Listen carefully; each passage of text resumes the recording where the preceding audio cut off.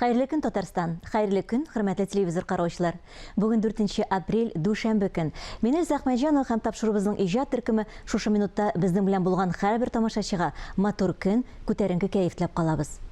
Бүгенге көн тарихка нинди вакыйгалар белән кирип калган, шул турыда кыскача булыр. Бүген халыкара интернет көне. Интернет шелтәре тормышыбызга бар яктан да үтеп кирде дисәк тә була.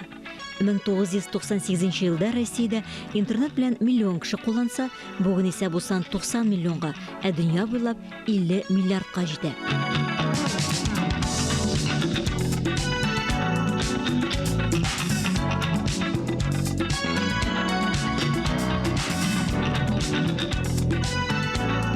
Елның 4 апрелендә биохимик Чарльз Глен Кинг С витаминын бүлеп чыгара. Әлеге витамин кеше организмында гаять зур роль уйный. Коллаген җитештерүдә катнаша, сөяк, тешләр өчен мөһим, тимерне үзләштерүдә ярдәм итә.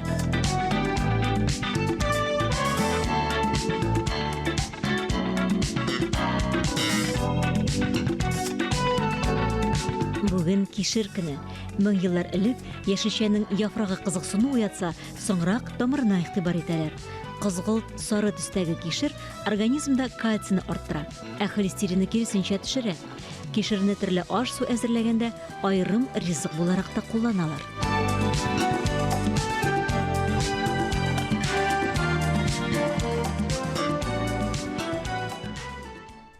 Тапшырубызны табиб киңәшләре белән дәвам итәбез. Сөт, кальций, магний кебек һәм башка бик күп витаминнарга бай эчемлек. Шуңа да карамастан табиблар арасында сөт һәм сөт ризыкларын куллануны әзәйтергә яки бөтенләй кулланмаска дигән фикер йөри. Тапшырубызның даими эксперты, медицина фәннәре кандидаты Илдус Латфуллин бүген сөтнең файдасы һәм зыяны турында сөйләп китер. Сөттә берничә компонент бар. Сөт беренчедән ул майдан тора, сөтнең майы бар. Икенчедән сөтнең шикәре бар, ул лактоза дип атала. Өченчедән сөттә аксым бар, белок улар өченсә бит. Һәр өч компонент белән дә проблем булырга мөмкин. Беренчедән менә бу сөттәге май кайчакта ул май чамасыз булып, ул кеше өчен зыянлы булырга мөмкин. Мәсәлән, бик майлы авылдан кайткан сөт ризыклары, эремчекләр, каймаклар, аларны чамасыз ашау ул йөрәк өчен зарарлы булырга мөмкин. Йөрәк өчен, кан тамырлар өчен зарарлы булырга мөмкин. Ул холестеринны күтәрә, атеросклерозга китереп чыгарырга мөмкин һәм башка проблемалар булырга мөмкин. Сөттәге шикәр проблемасы ул аерым. Сөттәге шикәр лактоза дип атала. Менә лактоза җитешсезлеге, лактоза килешмәү, русчасы лактоза недостаточность. Ул аерым бер авыру дип әйтергә була аны. Менә дөньяда сөт эчә торган халыклар, алар бик күп түгел. Дөньяның күпчелек кешеләре көньяк халыклары, көнчыгыш халыклары сөт эчә алмый. Мәсәлән, Индиядә, Кытайда, Африкада күпчелек кешеләр сөтне эшкәртә алмый.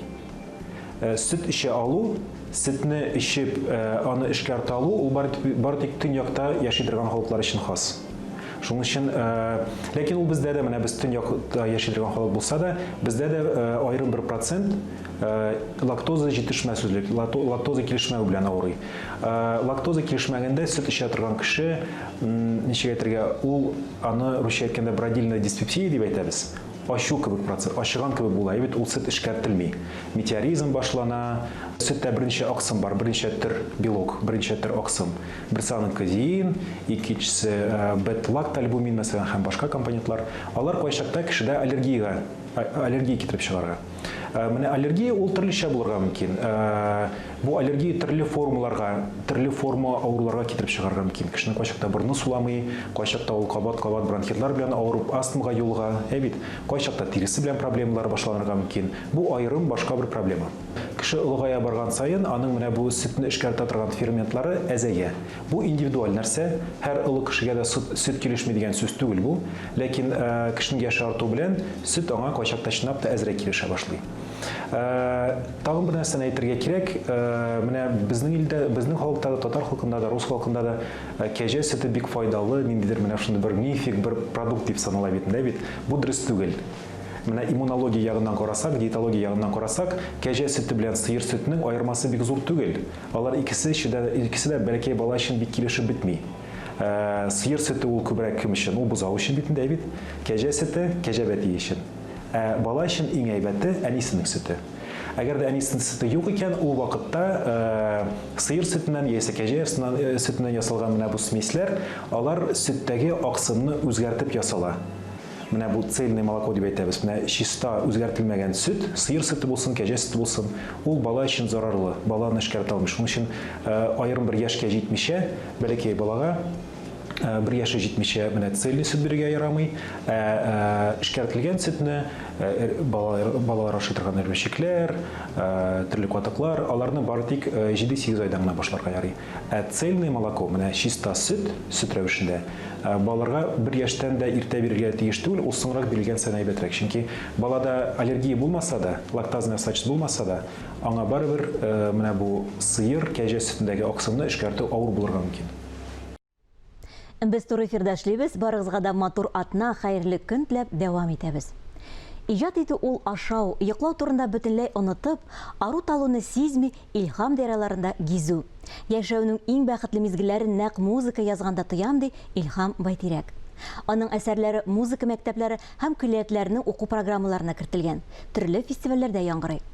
Тукайга багышланган симфоник поэмалары тетралогиясе өчен композитор республикабызның абруйлы Габдулла Тукай исемендәге дәүләт премиясенә тәкъдим ителде.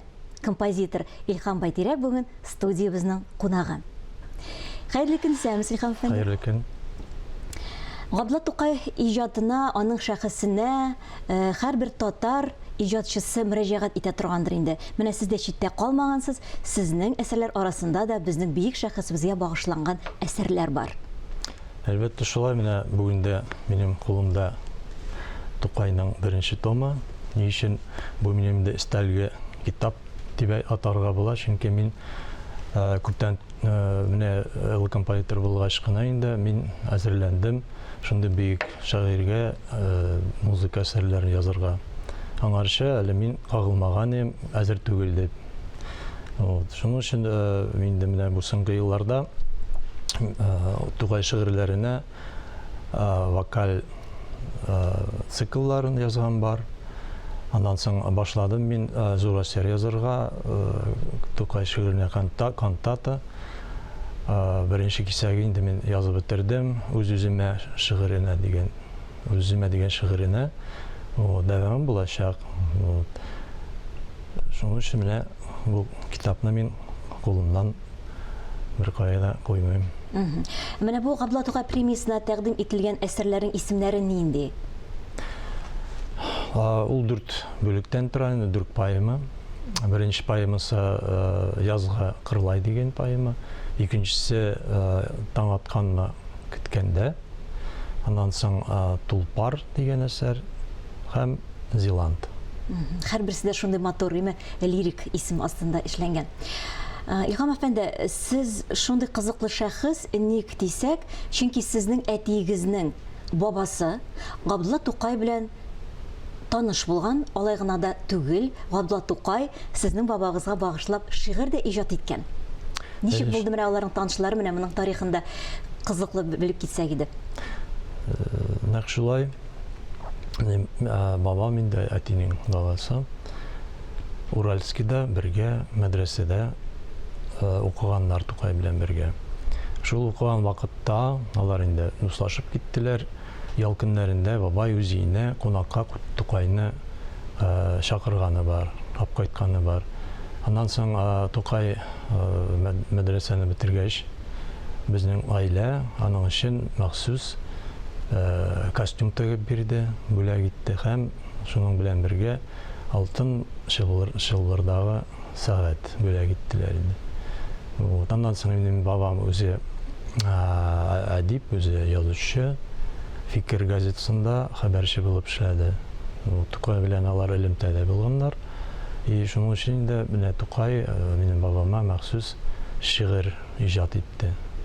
Менә мин әйттем инде, минем кантатаның дәвамы була дип инде, беренче кисәге үз-үземә дигән шигырьгә язылган. Менә ниндер кисәге булачак, менә крас менә шушы бабама Тукайның багышланган шигыре. Мин хайраны мөмкин булгач укып чыкмакчы булам. Бәлкем ул эфирларда, бәлкем премьерада булыр. Чөнки телевизордан, радиодан бу шигырьне бәлки беркем дә укымагандыр. Менә мин файдаланып шуның белән укып күрсәтәм. Babamның исеме Сафа, Ахмет Сафа иде. Ахмет Сафа әфәнде әйбәт язучы үзе. Каләме милләткә файда, язганы хак кызгысы. Фамилиясе Байтирәк, аның кебекләр сирәк. Мондый кешеләр кайда? Безнең милләткә кирәк. Күп яшәсен Сафабыз, шулдыр безнең кайгыбыз. Ишаннарга кемертелде безнең калын җилкәбез. Мондый әдипләр күбәйсә, сынар ишан тешләре. Теше сынга чынатылыр, пылау һәм бәлешләре. Ишан да милләт ди башлар, утка ягып тәсбихен. Инсафына килеп, ташлар мәрит җынау тәшвишен. Шыгышы белән ул мишәр, димәк ки изге кеше. Аны яратмаганнарның бар да әшәке кеше. Менә шундый шигырь. Кызык, әйе. Сез әйтәсез, тормыш сезне үзе илһамдыра, менә бу иҗат итәргә. Язгы Кырлай шушы поэмагызда нәкъ Кырлайга баргач туган бугай, име? Яз көне барып кергәнсез, һәм илһамлангансыз. Без инде композиторлар берлеге бригадасы белән, аның әгъзасы Рәшит Кәлим белән бергә шунда кунакка килгәник Кырлайга. Шунда инде кунак вакытында бәләкәй генә концерт оештырып, шул вакытта инде без инде шу Кырлай буенча җырып, мин инде илһамландым. Менә шундый Язгы Кырлай дигән әсәр яздым. Шул Язгы Кырлай әсәрендә инде анда Тукай әкият образлары, Шүрәле дә, Суанасы да катнаша. Аннан соң шул образлар менә икенче поэмада, Иртәнге көткән дигән поэмада, аларда шул образлар бар, чөнки ул поэмада инде төн күрсәтелә, менә шул Шүрә белән Суанасылар инде алар төнге персонажлар. Шуның өчен менә бу икенче поэмасыннан да Тукай образлары, әкият образлары катнаша. Аннан соң инде калган поэмалар,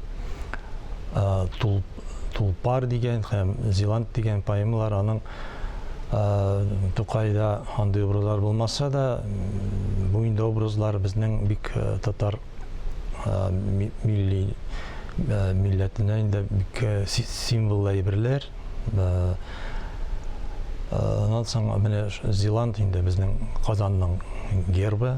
Шуның өчен мин аларга да, шушы образларга да әсәрләр яздым.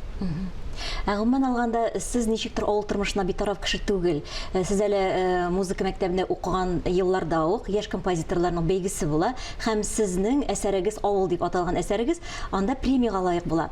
Авыл тормышы сезне кай ягы белән кызыксындыра? Мин шәһәрдә туган бала түгел. Мин тугышы авылда, Буа районының Килдураз авылында тудым мин.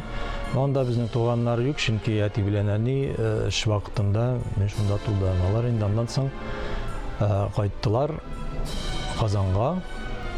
Әти аспирантураны бетерер өчен кайтты инде.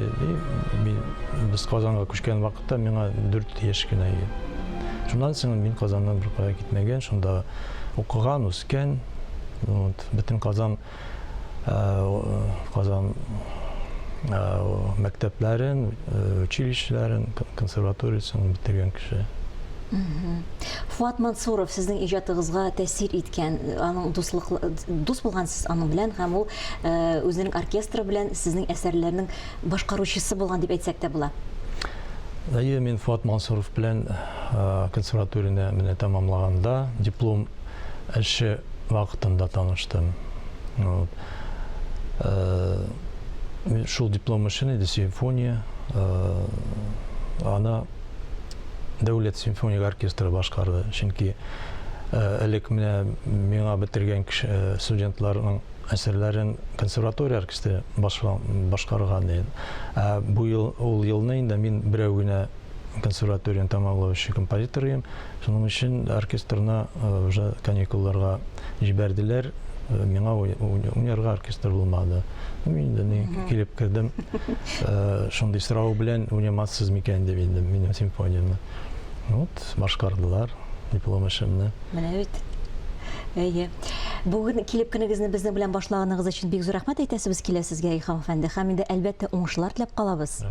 Әйе, шушындый абруйлы премияларга сезне тәкъдим иткәннәр. Димәк, сез чыннан да лаеклы иҗатыгыз бик тә лаеклы. Тапшыруыбызны без сезнең язгы кырлай әсәрегездән изек белән тәмамлыйсыбыз килә. Тамашачыларыбыз да хозурланып тыңлап китсеннәр. Ул чыннан да бик матур әсәр.